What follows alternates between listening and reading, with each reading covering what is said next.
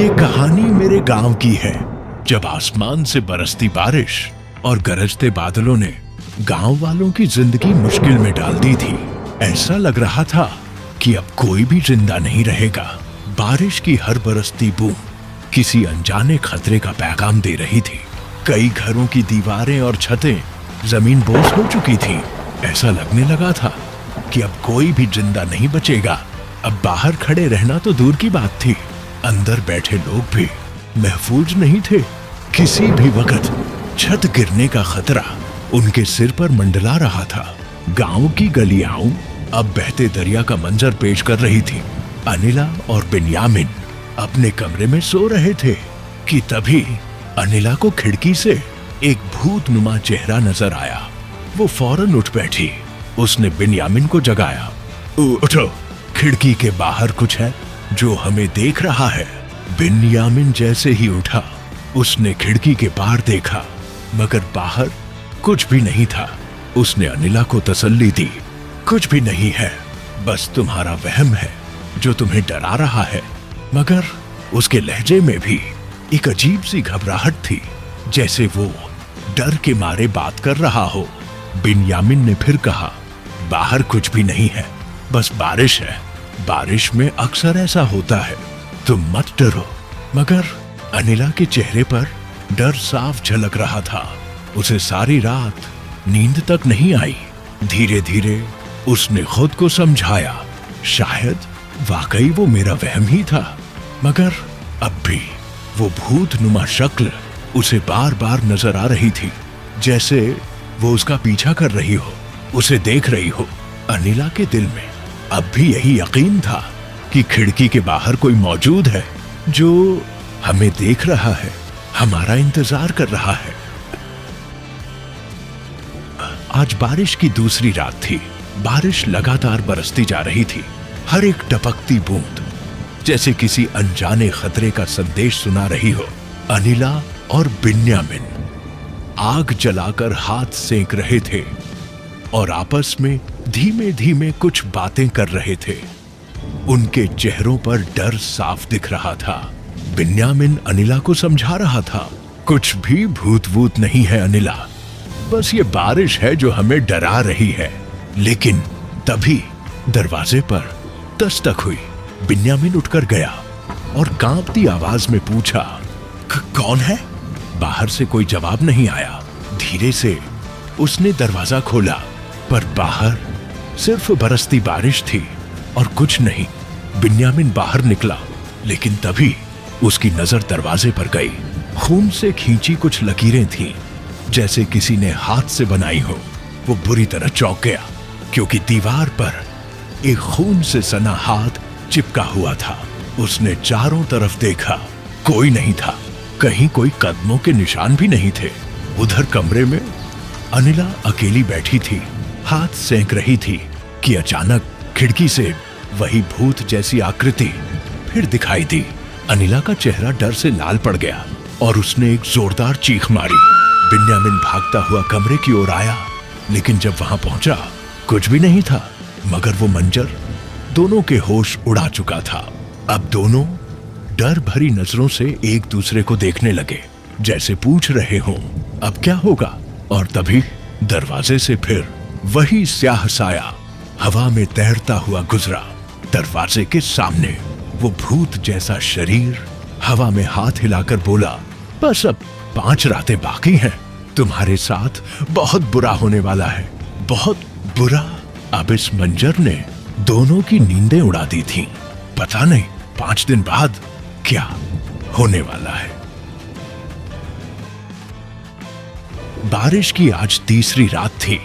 बारिश थमी हुई थी, मगर हवा में एक अजीब सी नमी और बोझ था। आसमान पर कभी कभी बिजली चमकती, जैसे अंधेरे में कुछ छुपा हो, कुछ जो दिखना नहीं चाहता, लेकिन कभी कभी खुद को जाहिर कर देता है। अनिला गहरी नींद में थी और फिर उसने सपना देखा। वो एक वीरान कब्रिस्तान में चल रही थी। जमीन गीली थी और हर कदम पर कीचड़ चिपक रहा था। चारों तरफ टूटी फूटी कब्रें थीं। कुछ कब्रें जमीन से बाहर निकली हुई, कुछ कटी पिटी जैसे किसी ने उन्हें खोदने की कोशिश की हो। अनिला का सांस फूलने लगा। वो इधर उधर देख रही थी, कोई आवाज नहीं, सिर्फ उसके कदमों की आहट और कभी कभी दूर कहीं कौवा बोलता या पेड़ों की शाखें हिलती। फिर अचानक एक कब्र के पास रुकी। उस पर लिखा था, अब बस 3 रातें। उसने चीख मारकर पीछे हटना चाहा, लेकिन उसके पांव जमीन में धंसने लगे, जैसे किसी ने उसे नीचे खींचना शुरू कर दिया हो। उसके हाथों में कीचड़ लग गया। वो जमीन पर गिर पड़ी और तभी एक काली औरत काले कपड़ों में लिपटी, बिना चेहरे के, उसके सामने आ गई। सिर्फ 2 लाल अंगारे जैसी आंखें और होंठ जो हिल रहे थे, मगर आवाज किसी और के कानों में जा रही थी। अनिला ने चीख मारकर आंख खोली। पसीने से भीगी हुई, सांस तेज, और बन्यामीन उसे संभाल रहा था। अनिला ने कांपती आवाज में कहा, मैंने अपनी कब्र देखी है बन्यामीन। 3री रात लिखी थी उस पर, 3री रात, आज की रात। बन्यामीन ने कमरे के चारों तरफ देखा। खिड़की खुली हुई थी और दरवाजे पर किसी ने खून से एक नई लकीर खींची थी, जैसे कोई गिन रहा हो। बारिश की 4थी रात थी। हवा में ठंडक थी, लेकिन ये सर्दी मौसम की नहीं थी, किसी अनदेखे डर की थी। छत पर बारिश की बूंदें गिरती रहीं, जैसे वक्त किसी गहरे राज में धंसता जा रहा हो। बाहर अंधेरा था और अंदर खामोशी, ऐसी खामोशी जो कुछ कहने वाली थी मगर जुबान नहीं रखती थी। अनिला और बन्यामीन उस रात आग के पास बैठे थे, चाय के कप हाथों में लिए हुए, लेकिन उनके दिल में एक अनजाना बोझ था। अनिला लगातार खामोश थी। उसकी नजरें बार बार खिदकी की तरफ जा रही थीं। बन्यामीन ने नरमी से कहा, अब तो 3 रातें गुजर चुकी हैं, बस दिल से डर निकालो, सब ठीक हो जाएगा। मगर अनिला कुछ नहीं बोली, बस बन्यामीन की बातें सुनती रही। उसके चेहरे पर डर की परछाइयां साफ दिखाई दे रही थीं। तभी अचानक दरवाजे पर हल्की सी दस्तक हुई। पहले 1 बार, फिर 2 बार, फिर जैसे किसी ने दरवाजे को धीरे धीरे खुरचना शुरू कर दिया हो। बन्यामीन चौंका। कौन है? उसने बाहर आवाज दी, लेकिन कोई जवाब नहीं आया। वो धीरे से दरवाजे की तरफ बढ़ा और जैसे ही दरवाजा खोला, बाहर कुछ भी नहीं था, लेकिन दरवाजे पर खून की एक नई लकीर साफ थी। ऐसी लकीर जैसे किसी ने उंगली डुबोकर बनाई हो। कोई निशान, कोई गिनती। बन्यामीन ने दीवार की तरफ देखा। वहां खून से हाथों के निशान थे, ताजा, जैसे किसी ने अंदर आने की कोशिश की हो। अंदर अनिला का दिल जोर जोर से धड़कने लगा। उसने खिड़की की तरफ देखा और फिर उसे वही साया दिखाई दिया, लंबा, धुंधला, लेकिन अब पहले से ज्यादा करीब। बस 3 रातें बची हैं। ये सरगोशी जैसे दीवारों में से आई हो। ये आवाज किसी एक की नहीं थी, बल्कि जैसे कई साए मिलकर बोल रहे हों। अनिला की चीख निकल गई। बन्यामीन फौरन उसकी तरफ दौड़ा, लेकिन खिड़की के बाहर अब कुछ भी नहीं था। फिर दीवार पर खून से एक नया पैगाम उभरा। 4 रातें गुजर चुकी हैं, 3 बाकी हैं, और अगली बार दरवाजा तुम नहीं खोलोगे। अनिला का जिस्म कांप रहा था और उसके सामने एक पल के लिए वही काली औरत दिखाई दी।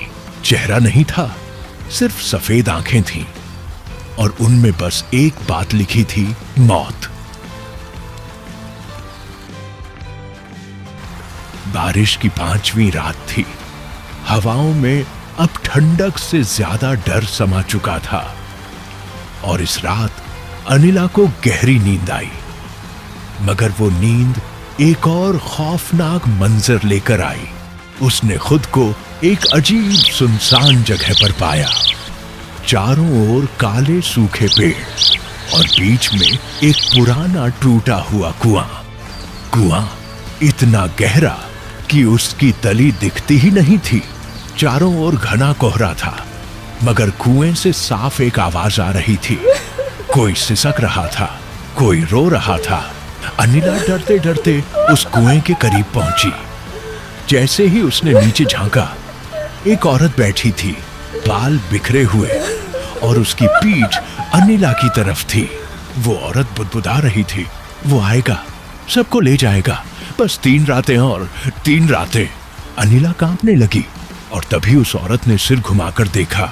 वो चेहरा वही था, अनिला का ही चेहरा, मगर आंखों से खून बह रहा था और वो मुस्कुरा रही थी। एक ठंडी मरी हुई मुस्कान। अचानक जमीन हिलने लगी और अनिला के पांव कीचड़ में धंसने लगे, जैसे कोई उसे नीचे खींच रहा हो। वो चीखी, हाथ पांव मारने लगी, मगर कोई नहीं था। सिर्फ वो आवाज, 3 रातें, फिर सब खत्म। और तभी उसकी आंख खुली। वो अपने कमरे में थी, मगर पसीने में भीगी, सांसें तेज, और उसकी उंगलियां अब भी गंदी थीं, मिट्टी से सनी हुई, जैसे वो वाकई कहीं से लौट कर आई हो। बारिश की छठी रात थी। बारिश अब हल्की हल्की बरस रही थी, मगर उसकी बूंदों में भी एक बोझ सा छुपा था, जैसे कायनात खुद किसी राज को छुपाने की कोशिश कर रही हो। अंधेरे का साया कमरे में फैल चुका था और बनयामीन और अनीला दोनों सोने की कोशिश में एक दूसरे के पास लेटे थे, लेकिन नींद उनसे कोसों दूर थी। उसी दौरान रात के ठीक 12 बजे दरवाजे पर दस्तक हुई, नरम मगर लगातार, जैसे कोई सदियों से दरवाजे पर खड़ा हो और अब दस्तक देना उसकी फितरत बन चुकी हो। बनयामीन आहिस्ता से उठा। उसके कदमों की छाप लकड़ी के फर्श पर डूबी डूबी सुनाई दी। उसने दरवाजा खोला और सामने एक बोसीदा सा भिखारी खड़ा था, हाथ में लोहे का पुराना कटोरा, चेहरे पर झुर्रियां और आंखों में न जाने कौन सी सदियों की थकान। उसने कुछ कहा, मगर उसकी आवाज सुनने से पहले ही उसका चेहरा बदलने लगा। आंखें सुर्ख हो गईं, जैसे किसी अंगारे से दहकती हो। चमड़ी झड़ने लगी और चेहरा अब इंसानी नहीं रहा। एक लम्हे में वो फकीर एक ऐसी मखलूकन में बदल चुका था जिसका वजूद सिर्फ खौफ से जुड़ा था। वो फकीर नहीं था, वो एक पैगाम था, एक वार्निंग। अब सिर्फ एक रात बाकी है, अगली बार दरवाजा तुम नहीं खोलोगे, हम खोलेंगे। दरवाजे पर खून की एक नई लकीर उभर आई, जैसे किसी ने नाखून से खींच कर लिख दिया हो, आखिरी रात। बनयामीन ने दरवाजा बंद कर दिया, मगर उस भूत की आंखें अब भी उनकी नजरों में झलक रही थीं। अनीला और बनयामीन खामोश पलंग पर बैठ गए। दर ओ दीवार खामोश थे, लेकिन वो खामोशी अब सुकून न थी। वो एक सांस रोक देने वाला इंतजार था, 7वीं रात के आने का। आज बारिश की 7वीं रात थी, वही रात जिसका न सिर्फ अनीला और बनयामीन बल्कि कोई और भी बेसब्री से इंतजार कर रहा था। कमरे में गहरी खामोशी छाई हुई थी। बारिश लगातार बरस रही थी, न तेज न हल्की, जैसे कायनात किसी फैसले के लम्हे में सांस रोककर बैठी हो। अनीला और बनयामीन एक दूसरे के पास खामोशी से बैठे थे, नजरें आपस में जमी हुई थीं, सवालों से भरी, खौफ से भीगी हुई। फिर वही दस्तक, लेकिन इस बार नहीं। दरवाजा खुद ब खुद खुल गया और अंदर दाखिल हुआ वही भूत जो पिछले कई दिनों से उनका पीछा कर रहा था। मगर अब वो अकेला नहीं था, उसके पीछे और भी साए थे, चेहरों के बगैर, आवाजों के बगैर, लेकिन वजूद से भरपूर। भूत ने कदम रखा और धीरे से कहा, यही वो रात है जिसका मैं 7 साल 7 महीने और 7 दिन से इंतजार कर रहा था। अब वक्त पूरा हो चुका है। अनीला पीछे हटी। बनयामीन ने उसे थामने की कोशिश की, मगर सायों ने उन दोनों को घेर लिया। दीवारों पर साए दौड़ने लगे, खिड़कियां खुद ब खुद बंद होने लगीं।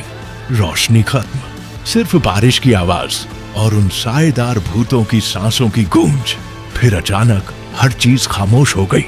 कमरा खाली था, पलंग खाली था, सिर्फ दीवार पर एक जुमला खून से लिखा था, बारिश खत्म हो गई, अब कहानी बाकी नहीं रही।